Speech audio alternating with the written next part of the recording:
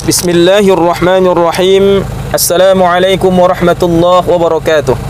Alhamdulillahi wa sallallahu ala nabiyhi wa mustafahu Muhammadin wa alihi wa sahbihi wa muqri'il Qur'ani muhibbihi. Sahabat Quran yang dimuliakan Allah Azza wa Jalla, sesudah kita menjelaskan di dalam bait-bait yang ditulis oleh Al-Imam Ibnul Jazari tentang sifat-sifat, ada sifat tambahan yang tidak disebutkan dalam matan Al-Jazari, tapi kita bisa melihatnya di dalam kitab At-Tajwid Al-Musawwar yang ditulis oleh Syekh Dr. Aiman Rusdi Suwaid, di mana sifat di antara sifat yaitu sifat nabar, dikenal dengan nabar. Nabar, kata beliau, adalah tekanan, ya, tekanan dan teriakan yang kencang, itu secara bahasa. Adapun secara istilah atau menurut ilmu suara, nabar bisa dikatakan tekanan pada penggalan atau huruf tertentu di mana suaranya sedikit lebih tinggi dibandingkan huruf-huruf di dekatnya. Jadi, sahabat Quran muliakan Allah Azza wa Jalla, di dalam Al-Quran nabar terdapat di beberapa tempat. Yang pertama, apabila kita jumpai di saat waqaf ada huruf bertasydid, ada huruf bertasydid, maka hendaklah kita nabarkan, kita tekankan pada huruf terakhirnya.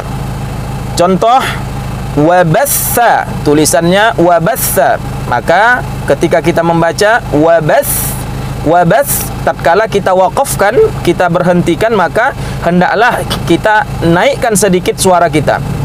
Jadi wabas, jadi jangan kita baca wabas. Nah, kalau wabas, nanti orang mendengar pikirnya sa itu adalah berbaris sukun. Jadi kalau kita tekankan sedikit wabas, orang tahu bahwasanya itu ada huruf bertasydid, wabassa. Ya, contoh al-hayy.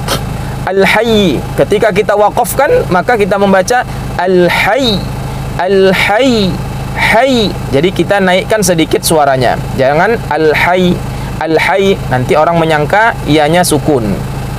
Ya, contoh yang lain mustaqirrun, ketika kita waqafkan menjadi mustaqir, mustaqir. Ya, jadi jangan kita baca mustaqir. Kalau mustaqir nanti seolah-olah rohnya sukun. Tapi kalau mustaqir, maka orang pasti menyangka, orang pasti tahu bahwasanya itu hurufnya bertasydid, karena salah satu sifat tasydid ada tekanan sedikit. Nah, dalam masalah ini ada pengecualian. Pengecualiannya kalau ketika waqaf hurufnya nun atau mim bertasydid, maka tidak boleh kita nabarkan. Contoh jannun, ketika kita waqaf membaca jan, jadi nggak perlu kita nabarkan, cukup kita lamakan saja dengungnya. Jadi orang pun sudah tahu berarti itu nunnya bertasydid. Jan, wala jan, jan. Ya. Contoh yang lain walakinna. Jadi kita baca walakin, walakin. Nah, tinggal kita lamakan dengungnya. Jadi jangan kita baca walakin. Kalau walakin berarti nunnya sukun. Kalau nunnya bertasydid maka lamakan dengungnya. Walakin. Ya. Jadi seperti itu. Kemudian pengecualian berikutnya ketika qalqalah. Apabila kita dapati huruf qalqalah berbaris tasydid, berharokat tasydid, maka ya tidak perlu kita nabarkan. Contoh watab, watab. Ya. Tabbat yada abi lahabin wa tab. Karena orang tahu kalau kalau qalqalah bertasydid cukup kita tahan sebentar baru lepaskan. Wa tab. Kalau tidak bertasydid watab, watab, orang tahu oh itu berarti barisnya sukun. Kalau bertasydid tandanya apa? Tahan baru lepas. Watab. Contoh al-haqqo, al-haqqo. Ya. Kalau tidak bertasydid falaqo, falaqo. Ya, itu ya bedanya. Nah, jadi sahabat Quran muliakan Allah Azza wa Jalla. Kemudian nabar yang kedua, ketika kita melafalkan waw dan ya bertasydid. Waw dan ya bertasydid. Contoh huyyitum, huyyitum, ada ya bertasydid. Ya, kalau ini nggak perlu waqaf. Ketika di tengah ayat kita membacanya, maka tanda ya-nya bertasdid, wawunya bertasdid, ada sedikit tekanan.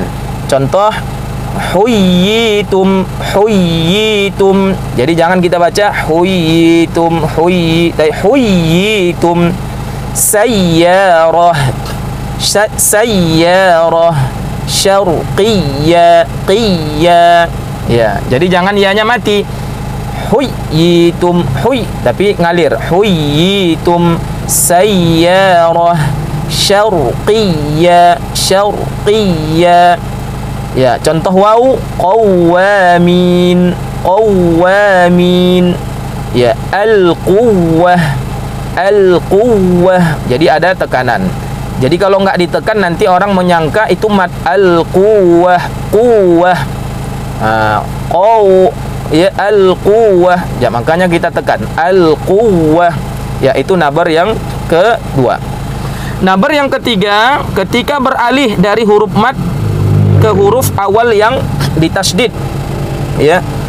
Contoh kita dapati dalam surah Al-Fatihah. Waladh.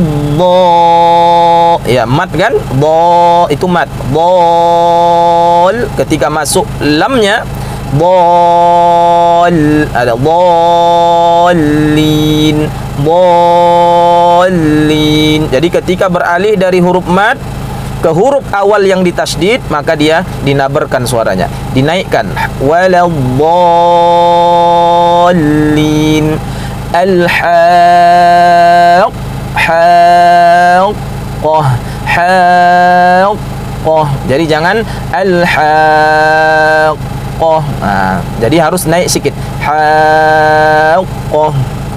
Dabbah, dabbah. Ya, itu nabar yang ketiga. Nabar yang keempat, ketika waqaf pada hamzah. Ini ketika kita baca Quran waqaf, maka ada hamzah. Ya. Ketika hamzah maka diwaqafkan, kita baca secara nabar. Ketika di akhirnya hamzah, atau hamzahnya didahului baik huruf mat ataupun layyin. Contoh su'in, su'in. Ketika kita baca su, ya. Minas sama, sama. Ya, ada sedikit kita naikkan nabarnya. Minas sama. Ya. Atau dia layyin. As-sawu. Sebagaimana kita tahu layyin apabila waw atau ya sukun sebelumnya berbaris fathah. Syai, syai. Ya, jadi jangan syai. Orang nggak tahu itu ada hamzah atau tidak. Yang terakhir ketika alif tasniyah. Ya, alif tasniyah yang menunjukkan dua orang atau waw jama'. Gugur untuk menghindari pertemuan dua sukun, ya, jika menimbulkan kesamaran saat diucapkan secara terpisah. Contoh ini bisa kita dapatkan, ya, alif tasniyah dalam surah Al-A'raf ayat 22. Dzaqash syajarah, tulisannya dzaqash syajarah. Maka untuk menandakan dia adalah alif tasniyah, ya, dinabarkan di qafnya. Dzaqash, dzaqash syajarah, dzaqash syajarah. Jadi jangan kita baca dzaqash syajarah, tapi dzaqash syajarah. Ya, q-nya kita naikkan, kita nabarkan sedikit suaranya. Contoh dalam surah Yusuf ayat 25. Ya, wastabaqal bab. Di qafnya ada alif. Wastabaqal bab. Ini alif tasniyah. Jangan kita baca wastabaqal bab. Ya, pikir orang nanti, ya, dia tidak ada alif di situ. Contoh surah An-Naml ayat 15. Wa qalal hamdulillah. Di lamnya ada alif. Alif tasniyah menunjukkan dua orang. Wa qalal hamdulillah. Jangan wa qalal ham, tapi wa qalal hamdulillah. Jadi kita naikkan sedikit suaranya. Nah, sahabat yang muliakan Allah Azza wa Jalla, begitu juga dalam surah At-Tahrim, ya, di mana ada waw jama', ya. waw jama' wa salihul mu'minin, tapi wawnya dihapus karena ya mudhaf ilaih. Wa salihul mu'minin, wa salihul mu'minin. Ya, yang aslinya wa salihu, ada waw dan alif, waw jama', ya. Nah, tapi karena dia dalam kondisi mudhaf ilaih, maka wawnya dihilangkan. Wa salihul, tapi ketika membacanya supaya dia ada wawnya dinabarkan. Wa salihul mu'minin. Ya. Demikian sahabat Quran, muliakan Allah Azza wa Jalla. Ya, ini salah satu sifat yang menjadi tambahan kita. Mudah-mudahan bisa kita amalkan dan bermanfaat. Subhanakallahumma bihamdika asyhadu an la ilaha illa anta astaghfiruka wa atubu ilaik. Assalamualaikum warahmatullahi wabarakatuh.